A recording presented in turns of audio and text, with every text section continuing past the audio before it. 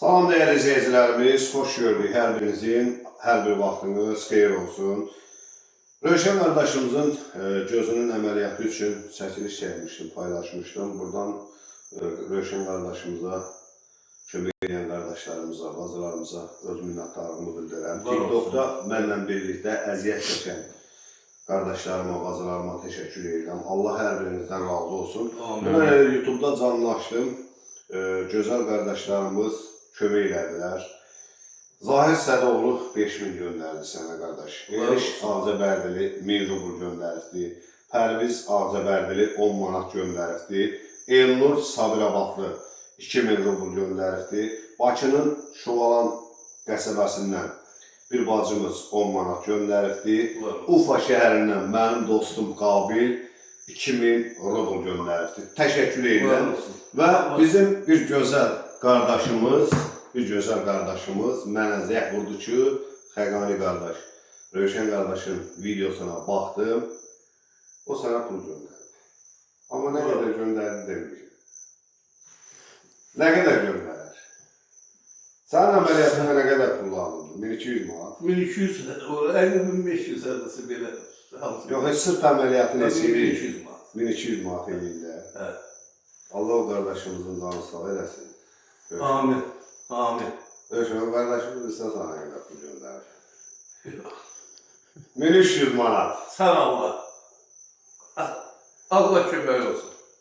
Buyur. Allah onu var eləsin. 100, 200, 300, 400, 500, 600, 700, 800, 900, 1000, 1100, 1200, 1300 manatı bax o qardaşımız göndərdi, dedi, mənim adımı çəkmə, o qardaşı da məndən çoxlu salam dedi. Var ol, öpürəm səni qadan alaram. Allah səni var eləsin. Allah nə qədər pul göndərir, kim 1 manatdan tutmuş bu qədər pula qədər, kimlər göndərir, Allah ömürlərini uzun eləsin. Allah balalarını xoşbaxt eləsin. Amin. Allah ölənlərinə rəhmət eləsin.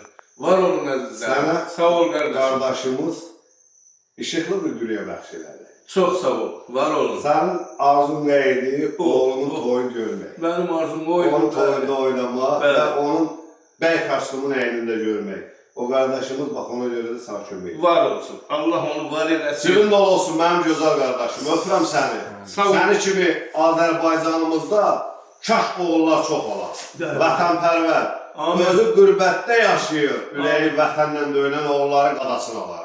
Sağ olun. Var olun. Allah sizləri var eləsin. Öpürəm, bağrımı basıram. Elə bəyək də bir xilafından öncədə yəni bir kitab Xəqani gəldi. Məni apardı. Amma demədim də nəyə girdi? Vallahi gəldi. Heç də. Dedi gedək. Bir-iki günə kimi olsa düzəldəcəklər. Sağ olsunlar. Gedək paltar apardı məni. Andol Allah. Qəşəng ayaqqabıdır, şalvardır, jaketdir, kurtkadır, corabdır. Andol Bütün paltarlar. Alt paltarından belə 120 manat pul xərclədi. Benzini də özündən. Allah sizləri var eləsin. Allah ömrünüzü uzun eləsin. Ölənlərinizə rəhmət. Allah balalarınızı xoşbəxt eləsin. Sağ ol. Minnətdarım hamınıza. Və mən elə səndən əziyyət çəkən hamısına minnətdarım. Sağ ol. İşte başta topuş olmakla üzür istəyirəm topuş kimi tanıyırıq. Sonra bizim o gözəlin anası. Gözəlin ana Zəhra balamızın. Zəhra balamızın. Zəhra balamızın anasına da minnətdarlığımı bildirirəm. Sağ ol. Orada bütün hamımıza minnətdarlığımı bildirirəm. Allah sizləri var eləsin. Var olun, öpürəm hər birinizi. Var olun, razıyam sizdən. Sağ ol. Sağ olun.